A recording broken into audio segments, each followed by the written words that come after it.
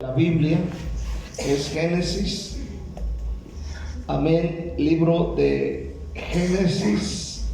Quiero leer el capítulo 13, pero quisiera enfocarme principalmente en el versículo 7 de Génesis 13. Amén. El tema se llama los peligros de la prosperidad. Amén. Los peligros de la prosperidad. Hasta la fecha, yo he conocido personas que han perdido incluso su salvación, han perdido su iglesia, se han enfriado, otros incluso hasta han perdido la vida a causa de la prosperidad, de que les empieza a ir bien de alguna manera y empiezan a hacer cosas indebidas. De hecho, hay mucha gente que ya no se congrega porque económicamente les está yendo bien. Amén. Ahora, recuerde que Dios le ama profundamente y quiere disfrutar de una relación estrecha con usted. Y debido a su amor, el Señor revela peligros asociados al dinero que pueden dañar nuestra relación con Él y con la gente. Entonces, hay peligros cuando uno empieza a tener prosperidad o tener dinero. Vamos a mirar en Génesis 13 cuáles fueron los peligros de la prosperidad. Vamos a ver desde el versículo 1, pero el enfoque será el versículo 7. Vamos a ir. Subió pues Abraham de Egipto hacia el Negev, él y su mujer con todo lo que tenía, y con él Lot. Y Abraham era riquísimo en ganado, en plata y en oro. Y volvió por sus jornadas desde el Negev hacia Betel, hacia el lugar donde había estado antes su tienda, entre Betel y Ai, el lugar del altar que había hecho allí antes, e invocó allí a Abraham el nombre de Jehová. También Lot, que andaba con Abraham, tenía ovejas, vacas y tiendas, y la tierra no era suficiente para que habitasen juntos, pues sus posesiones eran muchas y no podían morar en un mismo lugar.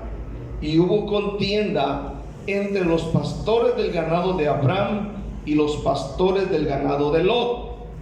Y el cananeo y el fereceo habitaban entonces en la tierra. Amén. Bueno, vamos orando. Señor, te pedimos que nos ayudes a entender Génesis 13. Revélanos esta palabra. Ayúdanos a entenderla, a comprenderla en este breve estudio de esta noche. Padre, ayúdame a entender este punto. Te lo ruego en el nombre de Jesús. Y su iglesia dice un fuerte amén. Amén. Vamos a ver los peligros de la prosperidad. La prosperidad no es mala. De hecho, no es mala. El malo es a veces la persona que prospera. Ese es el detalle. Primeramente vamos a mirar cuando tenemos gran prosperidad, eso puede volverse una prioridad. Repito, cuando tenemos gran prosperidad, eso puede volverse una prioridad.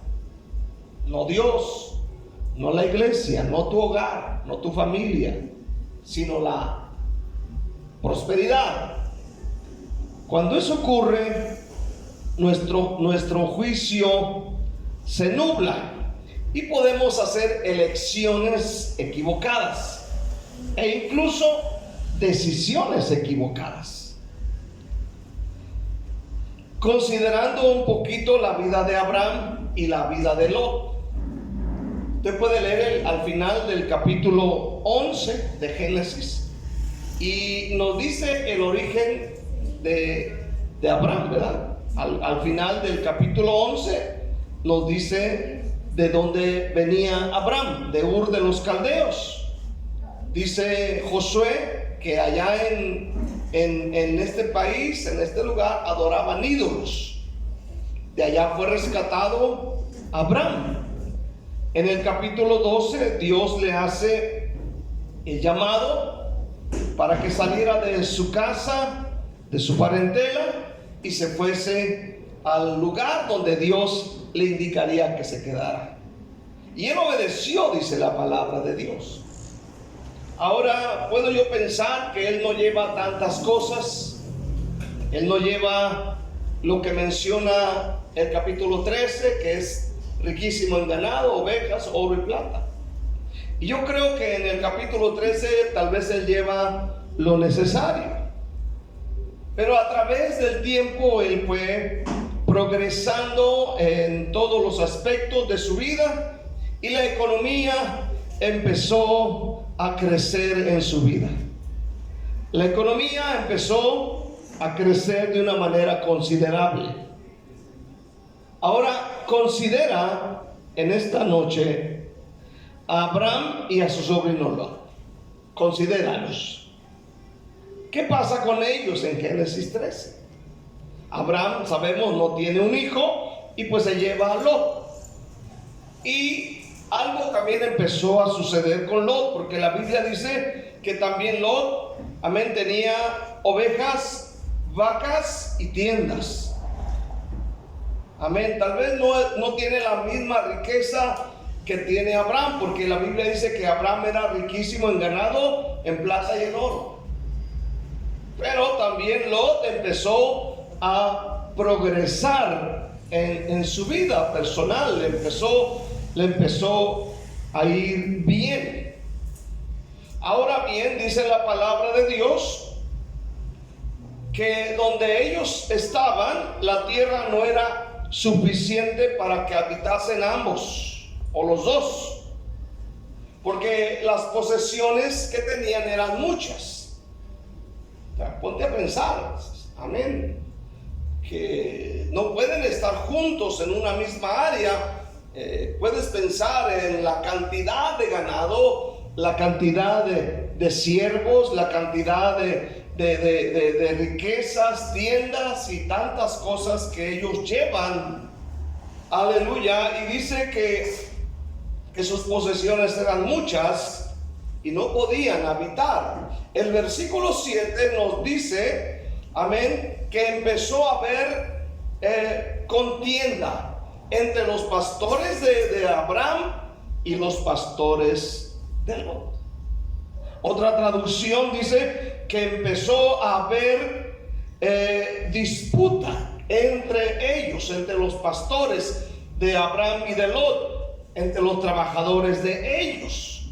Imagínate los pleitos, ¿no? Empezaron los dimes y te diré, ¿verdad? Tú sabes este día lo que sucede. Ponte a pensar que el ganado de Lot se mezcla con el ganado de Abraham y de repente Lot se equivoca y los pastores de él, en lugar de llevarse una, se llevan dos, ¿verdad? Y luego que de repente que tus vacas se metieron allá, mordieron la tienda de mi siervo fulano de tal y le jalaron ahí la tela y se la rompieron y tus trabajadores son inútiles, buenos para nada.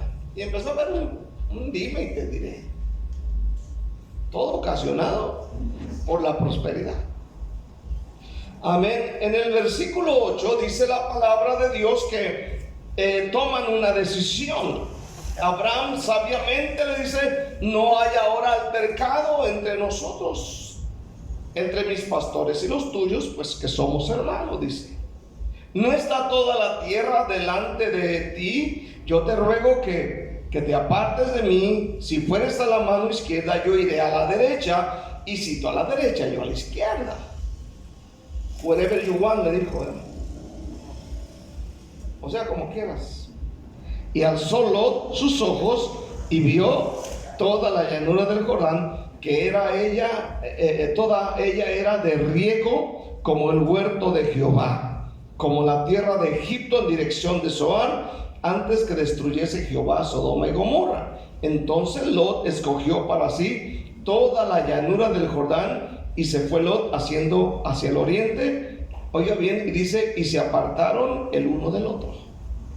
Entonces, ¿qué miramos aquí? deciden separarse, ¿verdad? Deciden separarse por la prosperidad. Deciden separarse por encima de limitar su prosperidad. Deciden separación uno del otro antes que perder alguna propiedad. Todo esto ocasionado por la prosperidad, ¿verdad? Hay gente que prefiere perder amistad que dinero. A ese punto llegamos. El dinero nos coloca, la prosperidad nos coloca en una posición muchas de las veces vulnerable. Amén. Y tenemos que tener cuidado. ¿Cuántos están aquí este día? Amén, amén. Porque se vuelve más fácil darle la espalda a Cristo cuando tenemos prosperidad, cuando nos está yendo bien. Y yo creo que Dios desea que tengamos mejores cosas cada día. ¿Cuántos dicen amén? Que tengamos lo suficiente, incluso para ciertos lujos o suplir ciertas necesidades como paseos, vacaciones, no sé, otras cosas. ¿Cuántos dicen amén? El problema con la prosperidad es que a veces por no saber, por no entender, empezamos a hacer cosas que no debemos hacer. Por ejemplo, ahorita en Navidad mucha gente recibe un bono, ¿cómo se le llama? ¿Cómo se llama?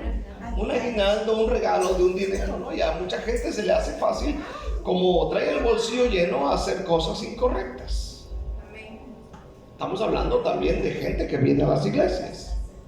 Empiezan a hacer cosas que no concuerdan con su fe. Y dañan su vida, dañan el testimonio de su iglesia y dañan el testimonio personal. Y empieza a haber un alejamiento, una separación, así como Lot con su tío. Se empieza a ver una separación. El punto es que muchas de las veces cuando Lot se separa de su líder, de su pastor, lo que él hace, amén, como le está yendo bien, él agarra en una dirección que no es apropiada para él ni para su familia. Y sabemos que tomó la dirección, como dice Génesis 13, en dirección de Sodoma. Y se fue hacia allá. Usted sabe la historia. ¿Cuántos dicen amén? Ese es el problema con la prosperidad, de que poco a poco nos vamos alejando. Y podemos llegar incluso al punto, como dice la iglesia de la Odisea: de ninguna cosa tengo necesidad. De ninguna cosa. Vamos a Apocalipsis capítulo 3, versículo 17. Miren lo que dice Apocalipsis 3, 17. Dice: porque tú dices, yo soy rico y me he enriquecido, y de ninguna cosa tengo necesidad. De ninguna cosa tengo necesidad. Y no sabes que tú eres un desventurado, miserable, pobre, ciego y desnudo. Pero notemos lo que la iglesia llegaba a decir. Recordemos que una vez tuvimos un estudio sobre esta iglesia. Esta iglesia era muy próspera por ese líquido que vendían para los ojos, que era muy popular, y mucha gente venía, y aparte vendían unos ¿cómo se llaman? Unos cobertores, unas chumpas, amén, de lana muy finas, amén. Y era una ciudad importante, económicamente muy fuerte. Y llegaron al punto de decir: de ninguna cosa tengo necesidad. Preste la atención a ese punto.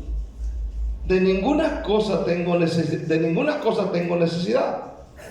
Amén. Es decir, podemos llegar al punto de decir: no necesito de la iglesia. Amén. No necesito del pastor. No tengo necesidad incluso de orar. No tengo necesidad de la palabra de Dios. O sea, ese es el punto, o ese es el punto peligroso de la prosperidad. De poder llegar a pensar, tengo todo, estoy bien acomodado, aleluya, tengo lo necesario, incluso ciertos lujos, y no voy a la iglesia, y miren cómo estoy mejor que ustedes. ¿No le han dicho así? Amén. Tú ni para el tuk-tuk traes, ni siquiera el patín del diablo ese que, ¿cómo se llama? El patín, le son una pata, ya no lo sé. Un monopatín. Allá en México se llama el patín del diablo. Si hubiera habido un patín de Cristo, pues lo compro, pero nomás había del diablo. Pero hay gente que llega así cuando dice, no, les digo por experiencia. Yo he escuchado esta frase muchas veces. Miren, ya no voy a la iglesia, estoy mejor que los hermanitos que se la llevan ahí de santurrón en la iglesia. Estoy mejor que ellos, miren, aquellos que según oran y que predican y que van y que vienen. Se llega a ese punto.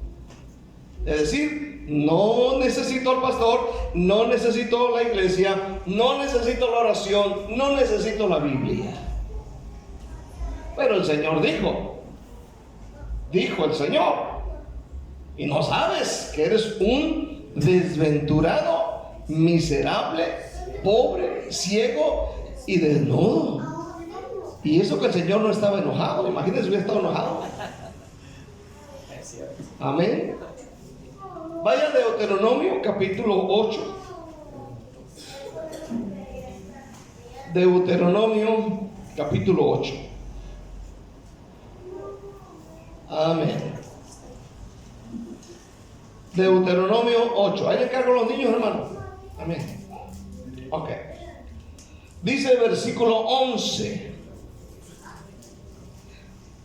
Cuídate de no olvidarte de Jehová tu Dios, para cumplir sus mandamientos, sus decretos, sus estatutos que yo te ordeno hoy. No suceda que comas y te sacies y edifiques buenas casas en que habites, y que tus vacas y tus ovejas se aumenten, y la plata y el oro se te multipliquen, y todo lo que tuvieres se aumente, y se enorgullezca tu corazón y te olvides, óigame, te olvides de Jehová tu Dios, que te sacó de tierra de Egipto, de casa de servidumbre. ¿Se fijan? Lo que puede hacer la prosperidad: olvidarse de Dios, que lo rescató, que lo sacó de casa de servidumbre. Hasta ahí se puede llegar. Vaya al capítulo 31 de ahí de Deuteronomio, versículo 20, dice la palabra de Dios: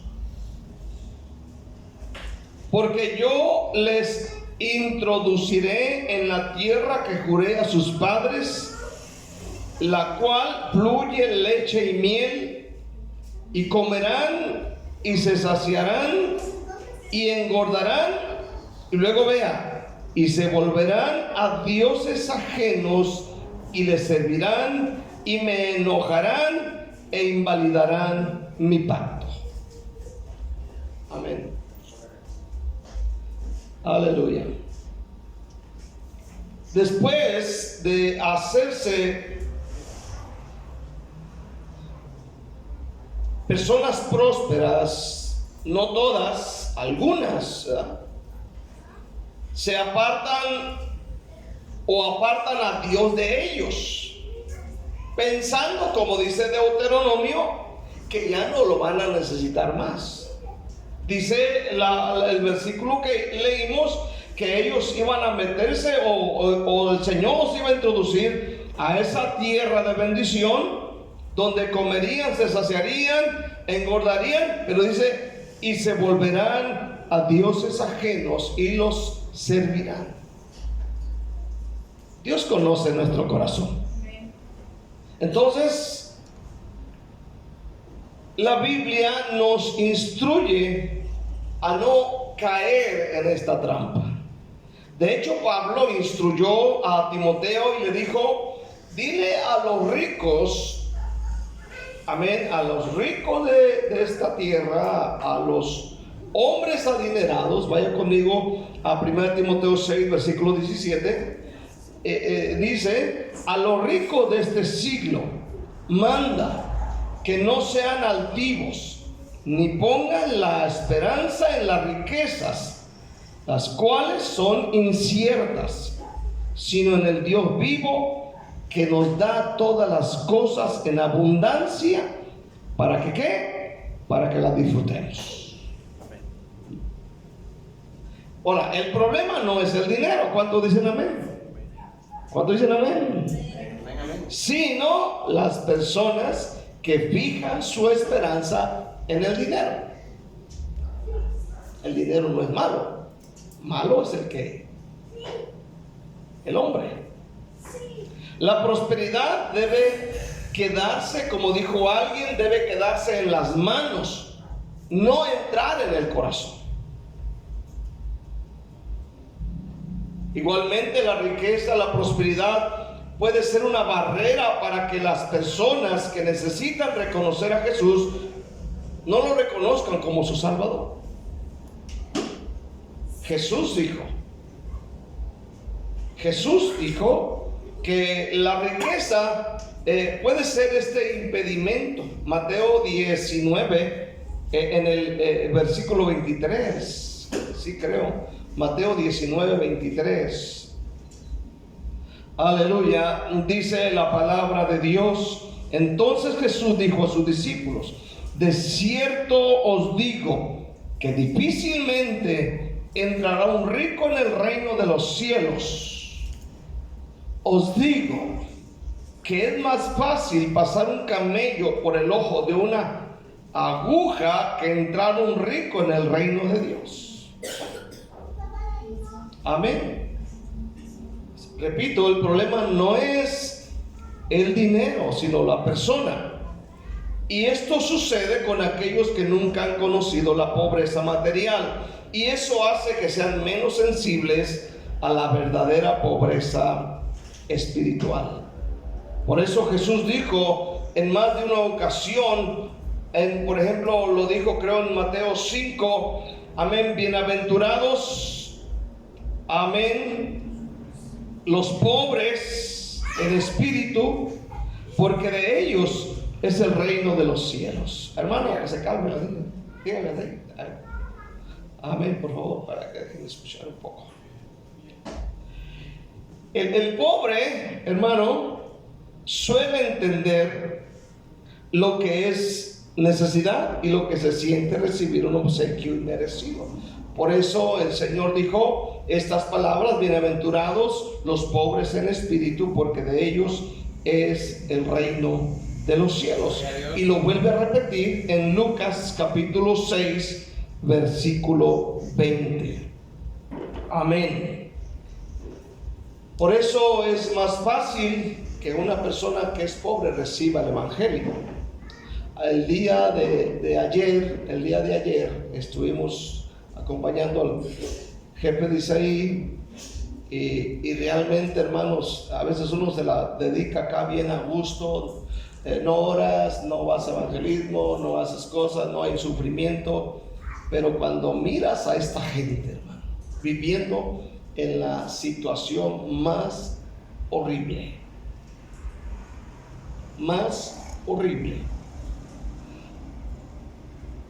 lo curioso, lo tremendo, lo que estamos hablando ahorita, es que son las personas que están más sensibles a escuchar, por lo menos, el evangelio.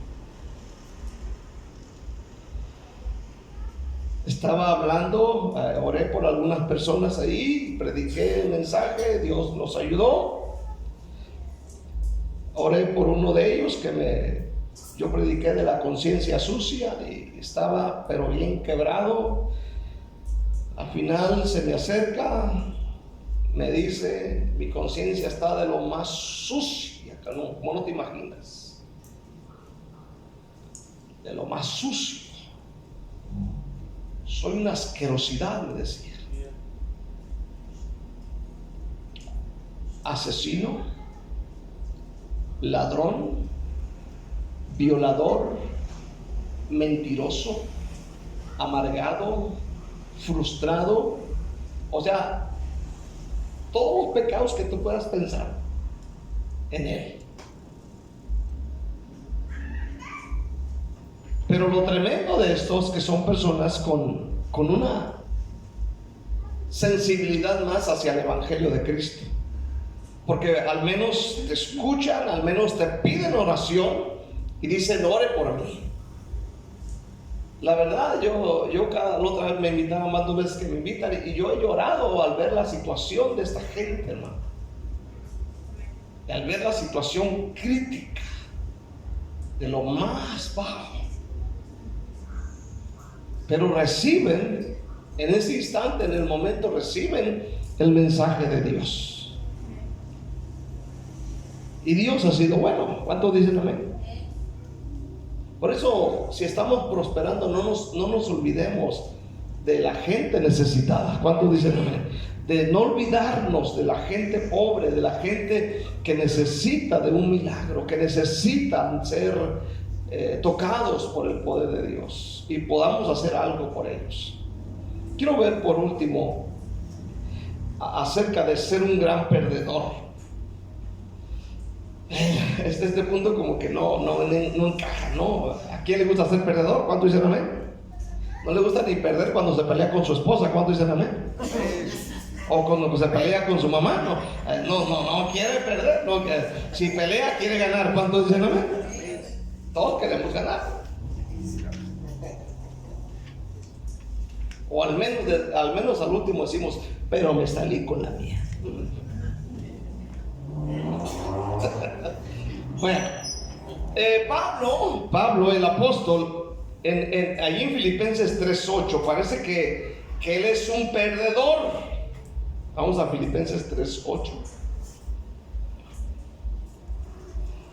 Filipenses 3:8 dice: ciertamente aún estimo todas las cosas como pérdida.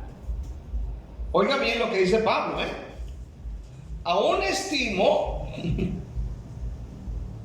todas las cosas como pérdida. Todas las cosas. La tele, la computadora, ¿qué más?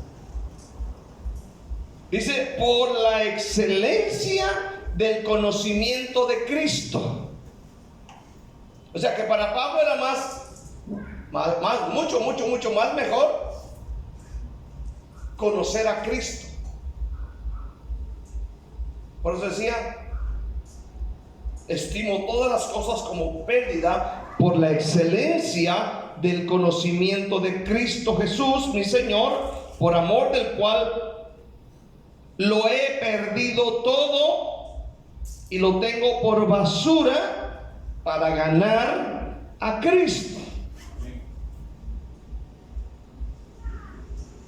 El que alguien diga esto es porque está pesado. Esta es la actitud por la que deberíamos de luchar. Una actitud que encuentra su gozo en conocer a Cristo. Con esa actitud podemos aceptar que ninguna pérdida terrenal significará más que el valor de tener una relación personal con Jesús. Amén. Por lo tanto, en este día, yo no creo que Pablo esté diciendo: bueno, me voy a quedar sin comer y me voy a vivir de esa manera toda la vida.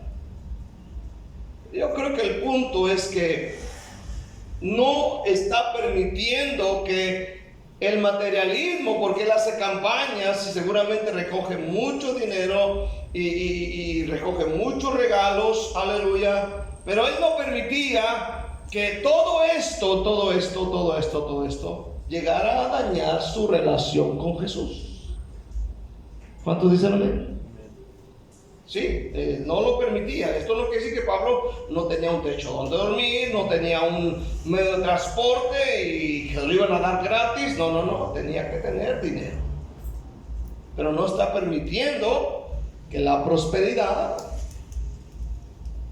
le dijera: ¿sabes qué? Pues hoy no voy a orar, acabo no. Como dijo la Odisea, de ninguna cosa tengo necesidad. Mire, abro la refri y mire, ¿qué quiere? ¿Qué tipo de jamón quiere? ¿Cuánto dicen amén, verdad? Jamón de pavo, jamón de puerco, jamón de caballo, jamón de jamón. ¿Cuál usted quiere? ¿Qué tipo de carne? El corte argentino y esas cosas. Y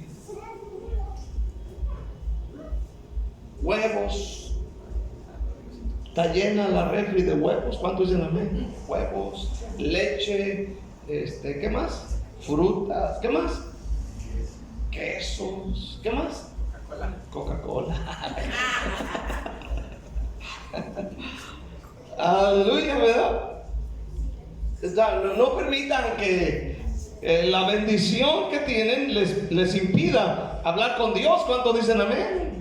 Porque cuando nos entra la bendición, como que me relajo. Por eso a veces digo, benditas necesidades que nos llegan, porque nos hacen clamar, ¿verdad?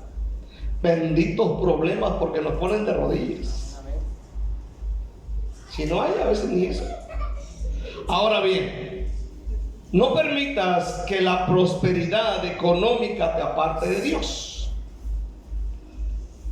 El rico de verdad es aquel que conoce a Dios como el propietario de todo. Amén. Para finalizar, vamos a ver dos ejemplos que aparentemente son perdedores, así como Pablo está diciendo en Filipenses 3:8. Por ejemplo, el primer ejemplo es Mateo Leví. Mateo Leví, usted sabe, él está sentado en el banco de los tributos públicos. Él es un cobrador de impuestos. Él cobra impuestos para el gobierno de aquel entonces.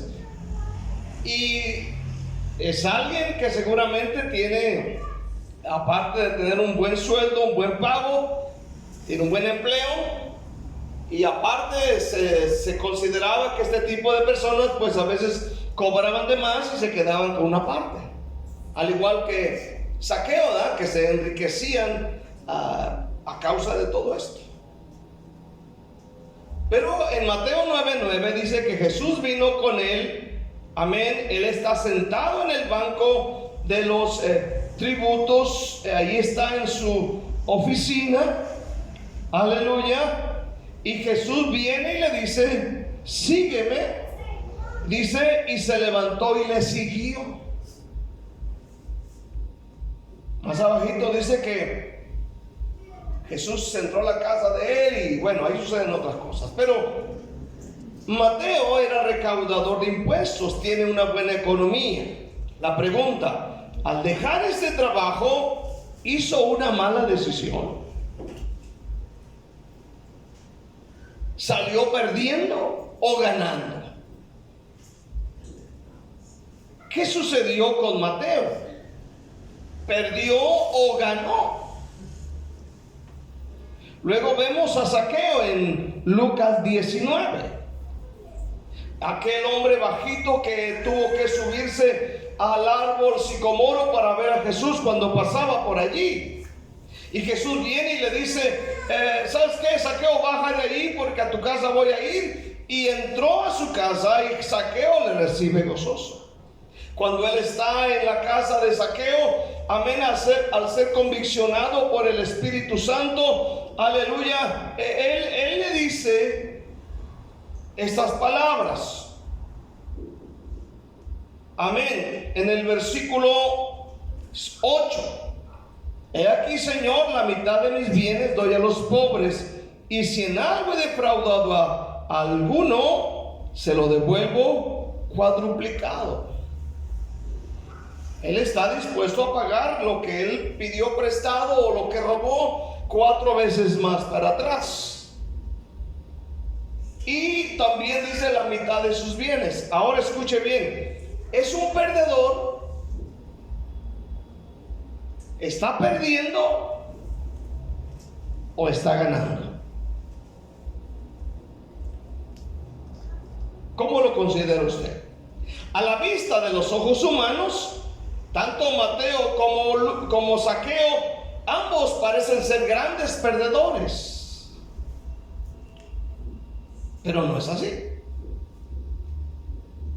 Yo no considero que esto sea una pérdida. La hermana Nancy y yo damos esta casa que tenemos en Vallarta para la obra de Dios. ¿Perdimos? No. Ganamos. Porque en Cristo no hay pérdidas. ¿Cuántos dicen amén? Tanto Mateo como Zaqueo y Pablo y muchos más que tomaron las mismas decisiones, no perdieron, sino ganaron. Ganaron.